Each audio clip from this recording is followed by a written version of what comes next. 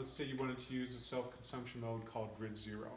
And we developed this grid function or self-consumption function because some utilities were worried that people were using batteries, to store energy and then put back later on. So they didn't want us charging from the grid. And they always wanted to make sure that we were taking some power. So we always take in 2 amps of power, but we never charge from the grid. So all the charging comes from the PV source. So if you reach a period where there's like 2 or 3 days of cloudy weather, it may not charge up the batteries, so you may need to charge up from the grid. So we can change out of that grid zero mode into, say, like backup mode from midnight till 6 in the morning.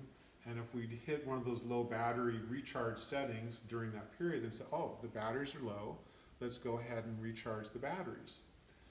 If it's normally sunny day after day, we would enter that backup mode from midnight until 6 in the morning.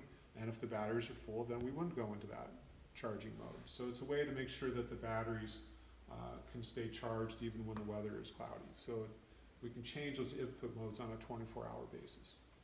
So grid zero would also be a critical function if you live in an area where the utility no longer allows you to sell energy back, or if you're not allowed to with your utility interconnection agreement, you'd have to use grid zero, correct? Exactly.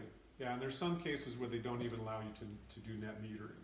So this would be a way that you could connect in and assure the utility that you weren't going to be violating any of their connection agreements. Great.